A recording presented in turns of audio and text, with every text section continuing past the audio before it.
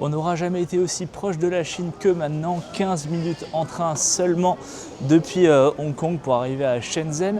Alors c'est assez simple, hein, mais il y a quand même quelques petites choses à savoir et notamment arriver au moins 1 heure à l'avance, c'est ultra important.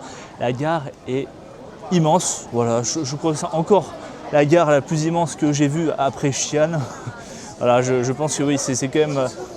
Les distances sont quand même assez conséquentes et vous avez aussi plein de choses à faire, notamment passer la sécurité. Comme à l'aéroport d'ailleurs, il y a 2 sécurités, une à l'entrée dans la zone duty free et une à la sortie pour arriver vers le hall. En plus de ça, vous avez évidemment le passage à la frontière qui peut être assez long quand même. On va vous demander votre QR code de la carte d'arrivée, donc je vous conseille vraiment de la faire à l'avance. On a mis au moins une demi-heure entre l'arrivée depuis notre taxi jusque là, arriver à la porte d'embarquement. Du coup, qu'est-ce que ça va donner? Le fameux train qui va nous ramener de l'autre côté de la frontière en Chine. Mais avant de monter dans le train, petite randonnée pour aller remplir la bouteille d'eau.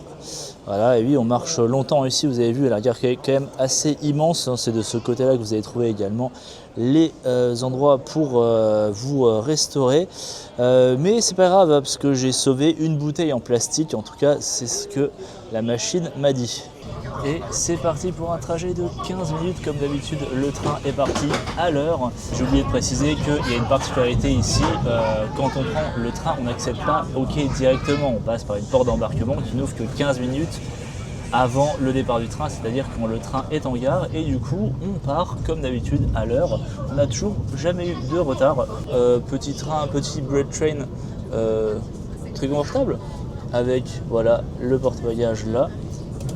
Une petite tablette qui ne servira pas, on a que pour 15 minutes après tout. Et puis surtout une télé où on peut regarder un clip sur la police nationale chinoise. Voilà, on voit des policiers chanter, ils sont heureux de faire leur métier. Voilà, du coup, on est arrivé en Chine, il ne reste plus qu'à trouver une carte SIM. Et si les trains en Chine vous intéressent, comment prendre le train en Chine, voilà, si vous préparez votre voyage, je vous réfère à la vidéo complète sur le sujet sur notre chaîne YouTube Les Voyageurs Cinéphiles et on a également écrit un article sur notre blog. On vous met tous les détails dans la description et on se retrouve bientôt dans une nouvelle vidéo en Chine.